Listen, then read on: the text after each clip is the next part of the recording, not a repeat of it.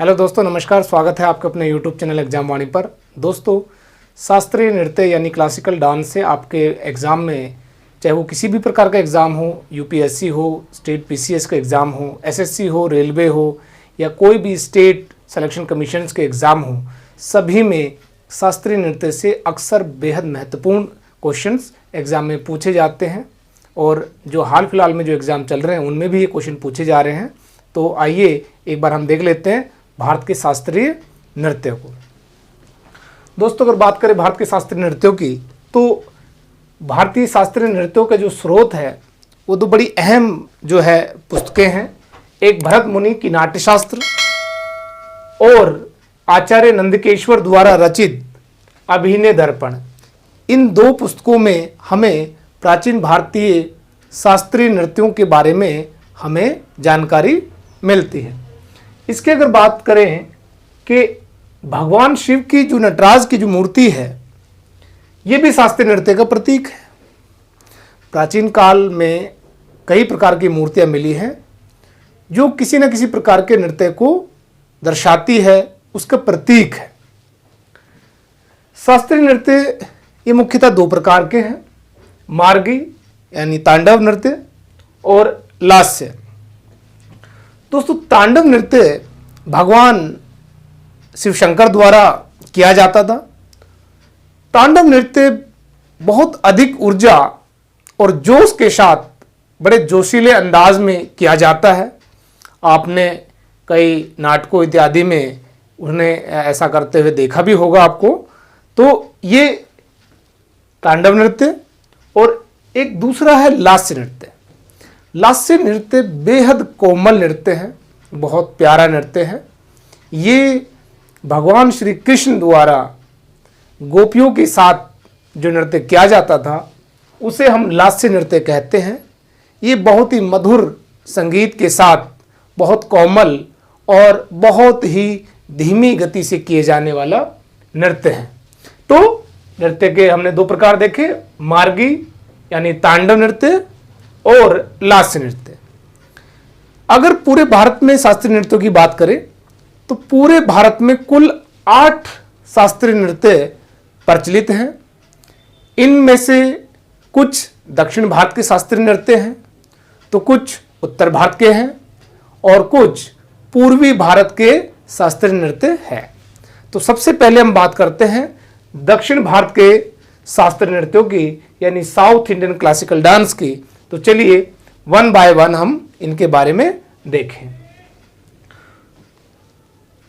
दोस्तों, दक्षिण भारत का जो सबसे प्रमुख शास्त्रीय नृत्य है वो है भरतनाट्यम, जो कि तमिलनाडु में प्रचलित है।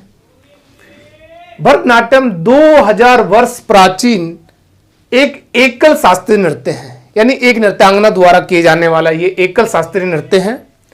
दोस्तों, भरतनाट्यम का प्रचलन आज से 2000 वर्ष पूर्व हुआ है और चोल शासकों द्वारा निर्मित मंदिरों में इस नृत्य का प्रदर्शन देवदासियों द्वारा किया जाता था। देवदासी उस समय मंदिरों में धार्मिक अनुष्ठानों के अवसर पर जो है धार्मिक आयोजनों पर यह नृत्य प्रस्तुत करती थी। परंतु धीरे धीरे देवदासी प्रथा बहुत ही कलंकित हो गई, उसके साथ कई बुराइयां जुड़ गई और जो है समाज में देवदासियों की स्थिति न केवल खराब हुई बल्कि वो देवदासी प्रथा जो है वो वेश्यावृत्ति में बदलने लगी। और आधुनिक भारत में वर्ष 1927 में 1927 में अंग्रेजी सरकार द्वारा यानी ब्रिटिश सरकार द्वारा जो है देवदासियों के उत्थान के लिए और देवदासी प्रथा पर रोक लगाने के लिए एक देवदासी अधिनियम लाया गया। उसके बाद जो है देवदासी प्रथा को भारत से समाप्त कर दिया गया 1927 में। परंतु देवदासी प्रथा के समाप्त होने से थोड़ा सा खराब असर नृत्य पे भी पड़ा और उसके बाद इस नृत्य से जुड़े कुछ जो महान व्यक्ति थे, गुरु थे, उन्होंने इस परंपरा को, इस नृत्य परंपरा को थोड़ा सा आधुनिक रूप देने और इसको अच्छी छवि में प्रस्तुत करने के प्रयास किए। दोस्तों, इस नृत्य का आरंभ अलारिप्पू यानी स्तुति के साथ होता है। प्रारंभ में स्तुति प्रस्तुत की जाती है तथा इसका समापन तिलाना के द्वारा होता है। इसका अंत जो है वो तिलाना की प्रक्रिया यानी की प्रस्तुति के द्वारा होता है। अगर बात करें, इस नृत्य में नर्तक नृत्य अभिनय करता है और शारीरिक मुद्राओं पर विशेष ध्यान देता है, क्योंकि पूरा नृत्य ही जो है वो अभिनय पर आधारित है। जो है पौराणिक कथाओं को अभिनय के जो है नृत्य के माध्यम से अभिनय करके बताया जाता है। इसमें शारीरिक मुद्राओं का बहुत विशेष महत्व होता है। तो जो नर्तक है वो नृत्य अभिनय और शारीरिक मुद्राओं पर विशेष ध्यान देता है। इसके बाद अगर बात करें कि एक व्यक्ति नटुवनार नृत्यांगना के साथ साथ कविता का पाठ करता है। नृत्यांगना या जो नर्तक है वो नृत्य की प्रस्तुति करता है और एक कविता पाठक, जिसे तमिल में नटुवनार कहा जाता है, वो कविता पाठ करता है। वर्तमान काल में कुछ मशहूर जो है भरतनाट्यम की नृत्यांगनाएं हैं, नर्तक हैं, वो हैं मृणालिनी साराभाई। परीक्षा में पूछी जाती है कि निम्नलिखित में से कौन नर्तक नर्तिकाएं जो है वो भरतनाट्यम से संबंधित है। तो मृणालिनी साराभाई, मल्लिका साराभाई, यामिनी कृष्णमूर्ति तथा सोनल मानसिंह, ये बहुत ही विख्यात नेम है। भरतनाट्यम के बाद अब बात करते हैं दक्षिण भारत के ही एक और बहुत ही फेमस क्लासिकल डांस यानी शास्त्रीय नृत्य की, जो है कथकली। कथकली केरल का शास्त्रीय नृत्य है और केवल केरल ही नहीं, केरल के आसपास के क्षेत्र में भी जो है सीमावर्ती क्षेत्रों में भी कथकली बहुत ही विख्यात है, फेमस है। कथकली एक नृत्य नाटक है, यानी नृत्य के माध्यम से एक नाटक की प्रस्तुति होती है। तो ये एक नृत्य नाटक है। इसके बाद देखिए, ये स्थानीय नाटक कुडियाट्टम और कृष्णायट्टम पर आधारित है। दोस्तों, कुडियाट्टम एक प्रकार का मार्शल आर्ट भी है और इस नाटक में मार्शल आर्ट को एक मतलब सम्मिश्रण करके, उसको शामिल करके इस नृत्य को बहुत ही सुंदरता से पेश किया जाता है। तो स्थानीय नाटक कुडियाट्टम और कृष्णायट्टम पर यह आधारित है। इसके बाद देखिए, इसका नाट्य गीत, क्योंकि कोई भी नृत्य बिना संगीत और गीत के अधूरा होता है, संभव नहीं हो पाता। तो इसका जो नाट्य गीत है मणि प्रवालम में गाया जाता है। मणि प्रवालम जो है एक संस्कृत समृद्ध मलयालम भाषा है, उसमें इसका नाट्य गीत को गाया जाता है। इसके बाद देखिए, दो इसमें मुख्य संगीतकार होते हैं और दो अन्य जो है सहायक संगीतकार होते हैं।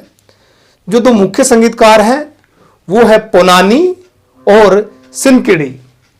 पोनानी और सिनकिड़ी कथकली में दो प्रमुख संगीतकार होते हैं, जबकि दो अन्य संगीतकार चेंदा और मदालम है। मदालम को तो परीक्षा में पूछा भी गया है। मदालम वो संगीतकार होता है जो एक विशेष प्रकार के ढोल को साथ में बजाता है। आप कथकली में ऐसा जो है करते हुए आप देख सकते हैं। दो प्रकार के पात्र इसमें होते हैं। इस नृत्य नाटक में दो प्रकार के पात्र होते हैं। एक नायक होता है जिसे पाचा कहते हैं और एक खलनायक जिसे कत्थी कहा जाता है। उनका अभिनय किया जाता है और ये पात्र और जो भी हैं ये पात्र, नायक और खलनायक, ये या तो रामायण से प्रेरित पात्र होते हैं या ये महाभारत से प्रेरित होते हैं या पुराणों के जो पात्र हैं उनसे प्रेरित पात्र होते हैं। तो दो प्रकार के पात्र होते हैं। अगर बात की जाए कि वर्तमान में इसके जो प्रमुख नर्तक नर्तंगनाएं हैं वो हैं एक रमणकुट्टी नायर, रीता गांगुली तथा सदानम, कृष्णकुट्टी आदि। भरतनाट्यम और कथकली के बाद दक्षिण भारत के दो अन्य प्रमुख जो शास्त्रीय नृत्य हैं उनमें एक मोहिनीअट्टम है केरल का और दूसरा कुचिपुड़ी है आंध्र प्रदेश का। तो पहले बात करते हैं मोहिनीअट्टम की। मोहिनीअट्टम कथकली के बाद केरल का दूसरा प्रमुख शास्त्रीय नृत्य है। ये एक एकल नृत्य है और ये एक कथा नृत्य है, एक कथा नाटक नृत्य है जिसमें एक कथा का जो है वो वाचन नृत्य के द्वारा किया जाता है, जिसमें सागर मंथन के समय जब भगवान श्री विष्णु ने भस्मासुर नामक राक्षस का वध करने के लिए मोहिनी का रूप धारण किया था, तो उसी कथा पर यह आधारित है मोहिनीअट्टम शास्त्रीय नृत्य केरल का। बात करें तो देखिए इस मोहिनीअट्टम शास्त्रीय नृत्य का उल्लेख 934 ईस्वी के दक्षिण भारत के नेदुमपुरा तल्ली शिलालेख में भी इसका उल्लेख मिलता है। वेरी वेरी इंपॉर्टेंट, 1934 एडी के नेदुमपुरा तल्ली शिलालेख में भी इसका उल्लेख मिलता है। इस नृत्य का आरंभ चोल केतु के गायन के साथ शुरू होता है। केरल की परंपरा में चोल केतु का बड़ा महत्व है, उसके गायन के साथ ये मोहिनीअट्टम जो है वो शुरू होता है। अगर बात करें इसमें प्रयुक्त होने वाले संगीत यंत्रों की तो मृदंगम, वीणा, बांसुरी और मंजीरा। अगर बात की जाए इसकी फेमस नर्तक और नृत्यांगनाओं की तो वैजंती माला, हेमा मालिनी, सुनंदा नायर, शांतना राव, गोपिका वर्मा, पल्लवी कृष्णम आदि। और हेमा मालिनी केवल मोहिनीअट्टम ही नहीं बल्कि भरतनाट्यम की भी बहुत फेमस नृत्यांगना है। इस समय मथुरा से हेमा मालिनी सांसद भी है। तो चलिए अब आगे देखते हैं कुचिपुड़ी शास्त्रीय नृत्य, जो कि कहाँ का है, आंध्र प्रदेश का है। ये कुचिपुड़ी नृत्य गीत एवं नृत्य का समन्वित रूप है, यानी गीत और नृत्य साथ साथ चलता है। गायन होता है, गायन के साथ नृत्य होता है और इसका जो है प्रस्तुति होती है। ये भागवत पुराण पर आधारित नृत्य है। भागवत पुराणों की जो कथाएं हैं उन पर आधारित है। इसमें नर्तक द्वारा प्रासंगिक रूप से कथोपकथन का प्रयोग किया जाता है। कथोपकथन का मतलब है कि एक तरफ जो नर्तक होता है वो उसका जो नृत्य की विषय वस्तु होती है वो कोई कथा होती है, तो हम कह सकते हैं कि नर्तक द्वारा प्रासंगिक रूप से कथोपकथन के प्रयोग किया जाता है। इस कुचिपुड़ी नृत्य की दो प्रमुख शैलियां हैं। एक नृत्य नाटक है जिसमें नृत्य के माध्यम से नाटक की प्रस्तुति होती है और कोई कथा कही जाती है, और एक एकल नृत्य प्रस्तुति। नृत्य नाटक में भगवान कृष्ण की सबसे ईर्ष्यालु पत्नी सत्यभामा की कहानी कही जाती है। सत्यभामा भगवान श्री कृष्ण की सबसे ईर्ष्यालु पत्नी, जो उनकी अन्य पत्नियों से ईर्ष्या करते थे। तो एक समय वे नाराज होकर के अपने आप को कमरे में बंद कर लेती हैं। तब माधवी श्री कृष्ण और सत्यभामा के बीच में एक माध्यम का जो है वो भूमिका अदा करती है, रोल प्ले करती है, और उन दोनों का जो संवाद है माधवी के द्वारा, माधवी के माध्यम से, उसी को इस नृत्य नाटक में जो है प्रस्तुतिकरण इसका किया जाता है। अगर बात करें कुचिपुड़ी के अन्य नाटकों की तो उषा परिणयम, प्रहलाद चरित्रम और गोला कलापकम, ये कुछ अन्य प्रमुख नाटक है जिनकी प्रस्तुति इस नृत्य के माध्यम से की जाती है। बात करें कुछ फेमस कलाकारों की, नर्तकों की, जो कि इस कुचिपुड़ी नृत्य के लिए विख्यात हैं, जो प्रस्तुति देते हैं वर्तमान में, वो हैं शोभा नायडू, राजा राधा रेड्डी, स्वपन सुंदरी, भावना रेड्डी, यामिनी रेड्डी आदि। तो ये 4 जो हैं वो शास्त्रीय नृत्य दक्षिण भारत के। अब कुछ और जो शास्त्रीय नृत्य हैं, अब उनकी चर्चा करते हैं। चलिए, दक्षिण भारतीय शास्त्रीय नृत्यों के बाद अब बात करते हैं पूर्वी भारत के शास्त्रीय नृत्यों की। तो पूर्वी भारत के 2 प्रमुख शास्त्रीय नृत्य हैं, एक उड़ीसा राज्य का ओडिसी, जबकि दूसरा मणिपुर राज्य का मणिपुरी शास्त्रीय नृत्य, बड़ा ही फेमस और विख्यात नृत्य है। सबसे पहले बात करते हैं ओडिसी नृत्य की। ओडिसी नृत्य एक प्राचीन नृत्य है और इस ओडिसी नृत्य का उल्लेख कई पूर्वी भारत के शिलालेखों में किया गया है। प्रारंभ में इस ओडिसी नृत्य को ओद्र नृत्य कहा जाता था। इस ओडिसी नृत्य का उल्लेख सूर्य कोणार्क मंदिर में बने नाट्य मंडप में भी है।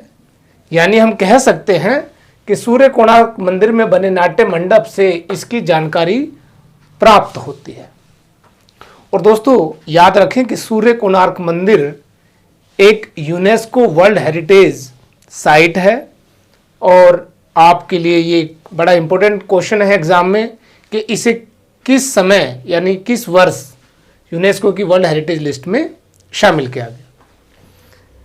इसके बाद देखिए 11वीं सदी के ब्रह्मेश्वर मंदिर, उड़ीसा राज्य के ही 11वीं सदी के ब्रह्मेश्वर मंदिर के शिलालेख और 13वीं सदी के अनंत वासुदेव मंदिर में भी इसका उल्लेख मिलता है। तो ये भी एक बहुत पुराना जो है वो शास्त्रीय नृत्य है और ये नृत्य भी मंदिरों में जो है वो देवदासियों द्वारा किया जाता था। और इस देवदासी नृत्य पर 1927 में आपको पता है कि जब देवदासी जो है वो अधिनियम आया तो उस समय ब्रिटिश शासन के दौरान इस नृत्य पर जो है वो प्रतिबंध लगा दिया गया, पाबंदियां लगा दी गई। अगर बात की जाए इस ओडिसी शास्त्रीय नृत्य से संबंधित कुछ प्रमुख नृत्यांगनाओं की, तो पंकज चरण दास, प्रियंबदा मोहंती, कुमकुम मोहंती, मिनाली मिश्रा तथा सोनल मान सिंह, ये वर्तमान की कुछ फेमस ऐसी हस्तियां हैं जो ओडिसी नृत्य को प्रस्तुत करती हैं। इसके बाद मणिपुर राज्य के मणिपुरी शास्त्रीय नृत्य की बात करते हैं। मणिपुरी शास्त्रीय नृत्य ये मंदिर के प्रांगणों में रात भर चलने वाला नृत्य है। मणिपुर में धार्मिक जो अवसर आते हैं, किसी भी रूप में हो या कोई सामाजिक प्रयोजन हो, जैसे बालक का जन्म हो या बालक का मुंडन हो या बालक को अन्नप्राश कराने के समय की बात हो, ऐसे सभी समय पर और धार्मिक प्रयोजनों के समय पर जो है ये मणिपुरी नृत्य किया जाता है। इसमें महिलाओं के 2 समूह होते हैं जिन्हें नुप्पी भाषक कहते हैं।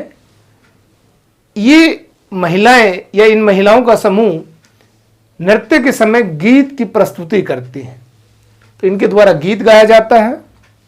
इसके बाद देखिए मणिपुर नृत्य ज्यादातर समूह में किया जाता है। समूह में कई नृत्यांगनाएं एक साथ मिलकर के समूह में इस नृत्य को प्रस्तुत करती हैं। परंतु भगवान श्री कृष्ण के जीवन से संबंधित कथाओं के वाचन के लिए जो है एकल नृत्य भी प्रदर्शित किया जाता है, यानी रासलीला के कुछ नृत्यों का एकल प्रदर्शन भी होता है। एक इस नृत्य की, मणिपुरी शास्त्रीय नृत्य की बड़ी ही विख्यात नृत्यांगना है प्रीति पटेल। प्रीति पटेल जी ने पारंपरिक मणिपुरी नृत्य में थांगटा नामक एक मार्शल आर्ट का संयोजन किया और इस संयोजन के द्वारा उन्होंने इसको और विख्यात, विश्व विख्यात बना दिया और आज जो है देश विदेश से और भारत के दूर दराज के क्षेत्रों से जो है केवल मणिपुरी ही नहीं और दूर से लोग भी मणिपुरी नृत्य सीखने में रुचि ले रहे हैं। अगर बात की जाए इसके कुछ प्रमुख नर्तक नृत्यांगनाओं की तो गुरु अमोबी सिंह मणिपुरी शास्त्रीय नृत्य में बहुत ही बड़ा नाम है। इसके अलावा जमुना देवी, ओझा बाबू सिंह, चारू सीजा, प्रिय गोपाल साना तथा प्रीति पटेल। तो ये पूर्वी भारत के दो प्रमुख शास्त्रीय नृत्य। दक्षिण भारत के बाद मणिपुरी के बाद पूर्वोत्तर भारत का एक अत्यंत महत्वपूर्ण शास्त्रीय नृत्य सत्रिय नृत्य है जो कि असम राज्य से संबंधित है। अगर बात करें इस नृत्य के विकास की तो इस नृत्य का विकास 15वीं सदी में हुआ और इस नृत्य के विकास का जो श्रेय है वो वैष्णव संत शंकर देव को जाता है, क्योंकि इसका विकास उन्होंने ही 15वीं सदी में किया था। ये नृत्य संगीत, नृत्य और अभिनय का सम्मिश्रण है। एक मधुर संगीत और अभिनय के साथ नृत्य किया जाता है, तो ये इन तीनों का सम्मिश्रण है। बहुत ही खूबसूरत संगीत के साथ इसको प्रस्तुत किया जाता है। इस नृत्य को अप्सरा नृत्य, चाली नृत्य, रास नृत्य तथा दशावतार नृत्य आदि नामों से भी जाना जाता है। इसके बाद बात करें कि इस नृत्य में नर्तक हाथ के इशारों, कदमों के प्रयोग, गति और अभिव्यक्ति पर विशेष ध्यान देता है। यानी इस नृत्य में हाथ के इशारों पर नृत्य करते हुए, कदम ताल पर, गति पर और अभिव्यक्ति यानी एक्सप्रेशंस पर विशेष ध्यान दिया जाता है। अगर बात करें संगीत के वाद्य यंत्रों जिसका प्रयोग इसमें किया जाता है वे हैं ढोल, ताल, बांसुरी और हारमोनियम। इन वाद्य यंत्रों का प्रयोग इस नृत्य को प्रस्तुत करते समय किया जाता है। बात करें इससे संबंधित प्रमुख कलाकारों की तो वर्तमान समय में रामकृष्ण तालुकदार तथा कृष्णाक्षी कश्यप दो बहुत ही महत्वपूर्ण इस नृत्य के प्रस्तुतकर्ता हैं, नर्तक हैं। अब बात करते हैं उत्तर भारत की शास्त्रीय नृत्य की जो है कथक।